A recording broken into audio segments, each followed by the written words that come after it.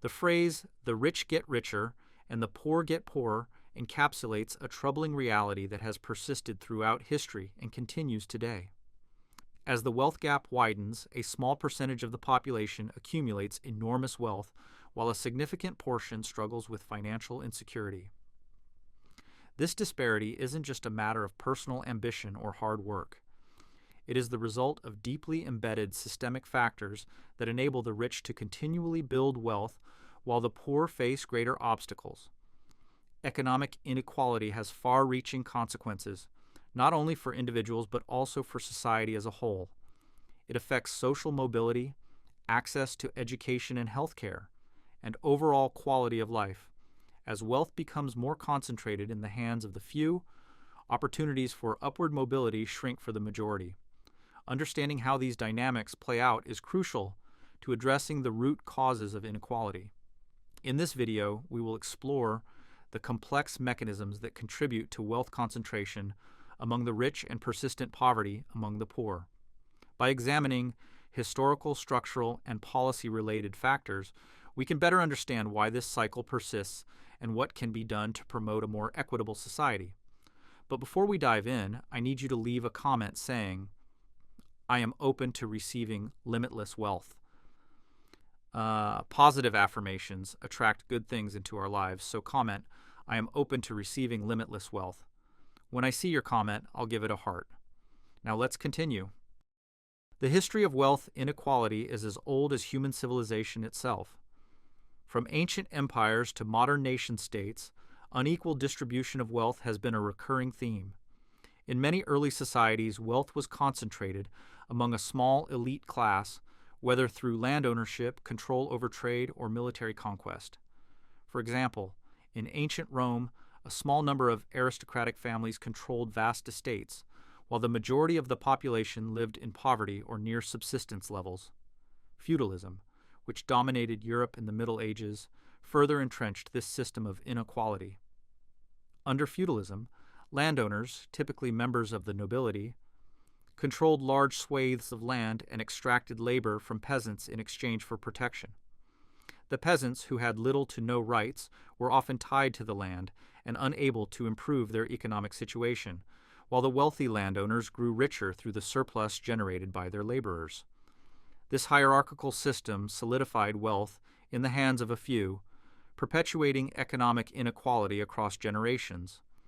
The rise of capitalism and industrialization in the 18th and 19th centuries brought significant changes to economic structures, but also introduced new forms of inequality.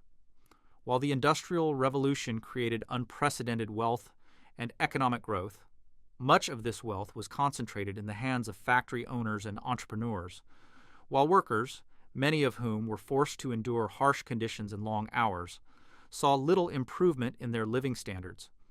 The wealth created by the booming industries was not evenly distributed. Instead, it was concentrated among a small elite who owned the means of production. Colonization played a key role in shaping global inequality. European powers colonized vast regions of Africa, Asia, and the Americas, extracting valuable resources and exploiting local populations.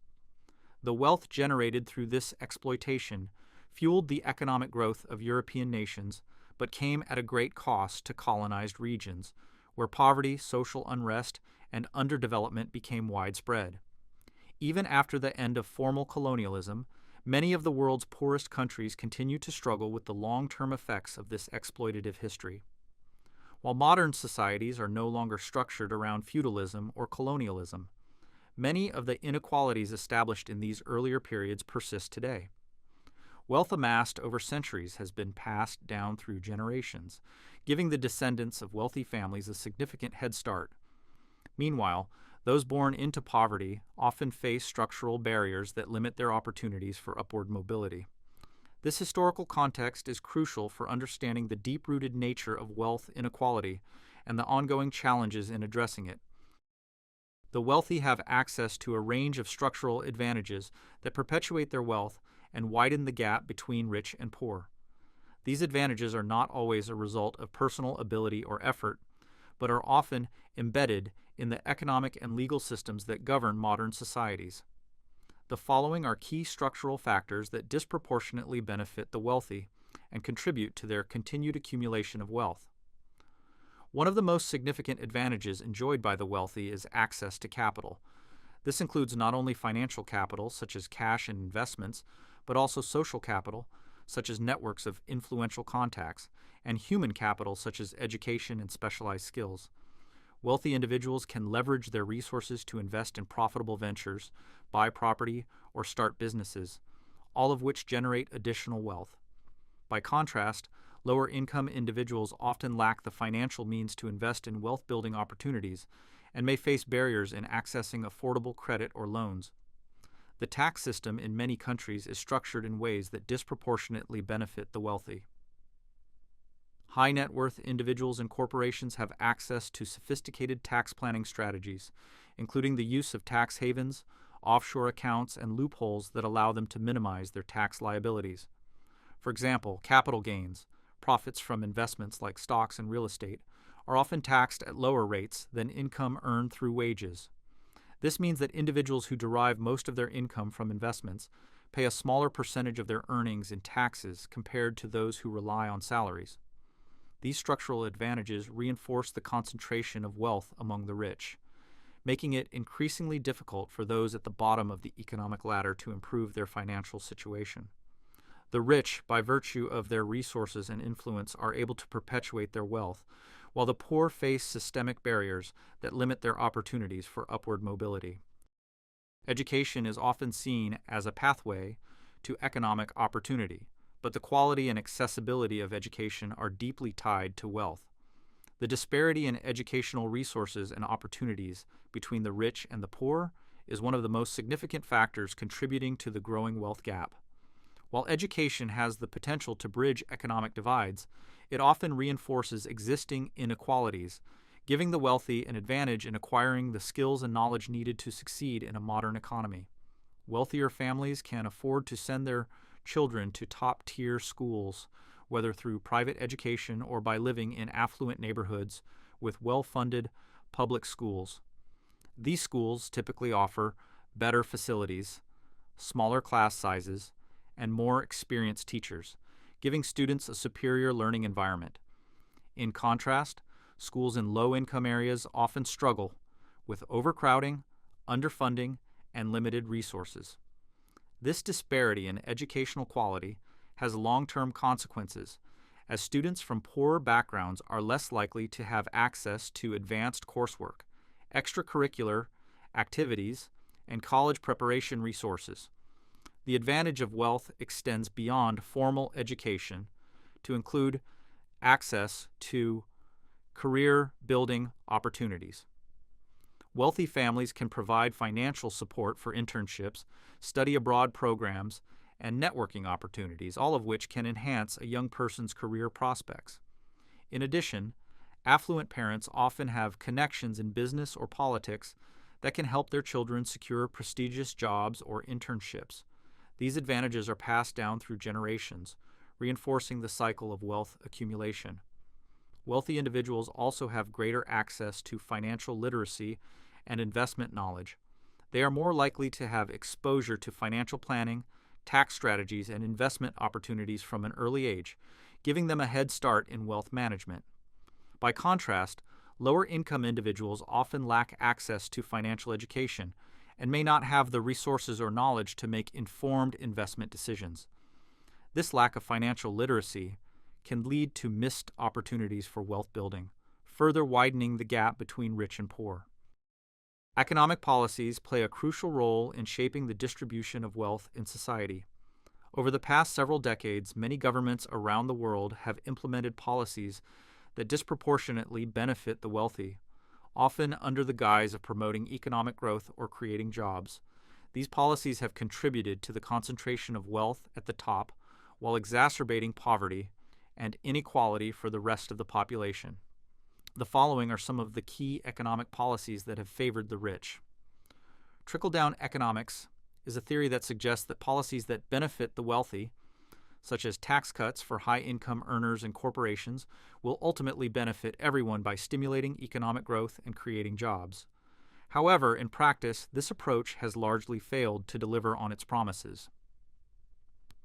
Instead of investing their tax savings in new businesses or job creation, many wealthy individuals and corporations have used these funds to buy back shares, pay dividends to shareholders, or invest in financial markets, all of which primarily benefit the rich. Meanwhile, the expected economic benefits have failed to materialize for low and middle-income workers, who continue to face stagnant wages and rising living costs. Deregulation of financial markets has been another major factor contributing to the concentration of wealth among the rich. In the late 20th and early 21st centuries, many governments implemented policies aimed at reducing regulation of the financial sector, allowing banks and other financial institutions to engage in riskier investment practices. While deregulation has led to increased profits for financial institutions and their wealthy investors, it has also contributed to economic instability and crises, such as the 2008 financial meltdown, which disproportionately harmed low and middle-income individuals who lost their homes, jobs, and savings. One of the key reasons the rich get richer is their ability to take advantage of wealth creation mechanisms that are largely out of reach for the average person. These mechanisms allow the wealthy to grow their assets, generate passive income, and protect their wealth from economic downturns. While some of these strategies are available to anyone, they often require significant capital, financial knowledge, and access to resources that are typically only available to the wealthy. The following are some of the primary ways that the rich are able to accumulate and grow their wealth. The wealthy have the financial resources to invest in a variety of high-yield assets, including stocks, real estate, and startups. These investments can generate significant returns over time, allowing the rich to grow their wealth passively.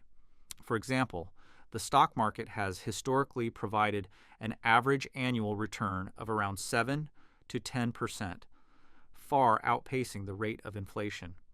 Similarly, real estate investments can provide both rental income and appreciation in property values over time. Startups, while riskier, offer the potential for massive returns if they succeed, as seen in the case of early investors in companies like Google, Facebook, and Amazon.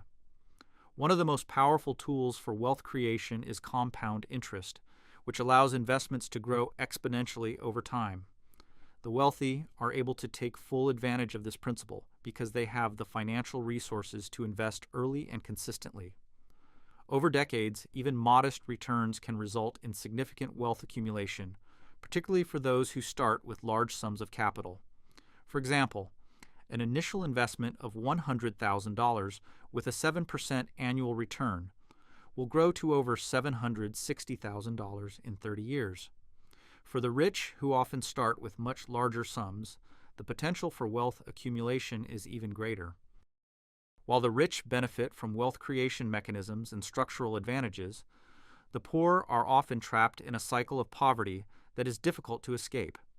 This cycle is characterized by a lack of access to resources, opportunities, and support systems that are essential for upward mobility. The following are some of the key factors that contribute to the persistence of poverty and the challenges faced by low-income individuals in improving their financial situation. One of the biggest barriers to wealth building for low-income individuals is their lack of access to capital.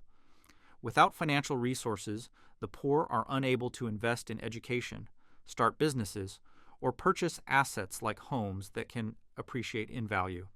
Many low-income individuals are also excluded from traditional credit markets, either because they have poor credit histories or because they lack collateral.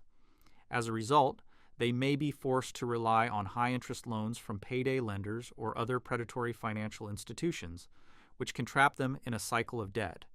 Many low-income individuals live paycheck to paycheck, meaning that they have little to no savings and are constantly at risk of financial crisis. This precarious financial situation makes it difficult for them to invest in their future, whether through education, savings, or investments. In addition, living paycheck to paycheck often means that individuals are unable to take advantage of opportunities that could improve their financial situation, such as moving to a better job or pursuing further education, because they simply cannot afford the upfront costs. The cycle of poverty is difficult to break because it is reinforced by structural factors that limit opportunities for upward mobility. Without access to capital, savings, or affordable credit, low-income individuals are unable to invest in their future or take advantage of wealth-building opportunities. This cycle perpetuates poverty across generations, as children born into low-income families often face the same barriers to upward mobility as their parents. The growing wealth gap between the rich and the poor is one of the defining issues of our time. While the rich continue to accumulate wealth through structural advantages, education, and favorable economic policies, the poor face significant barriers to upward mobility. This widening divide has far-reaching consequences, not only for individual economic security, but also for the health and stability of societies as a whole. Addressing this issue requires a deep understanding of the factors that contribute to wealth inequality. By implementing progressive policies and investing in education, social safety nets, and labor protections, we can begin to reverse the trend of growing inequality and create a more equitable society.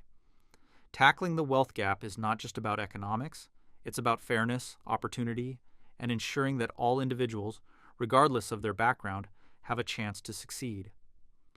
While the challenge is immense, the potential rewards are equally significant: a more just, prosperous, and sustainable future for all. I hope you found this video helpful. Before you go, don't forget to check out my other videos. See you in the next one.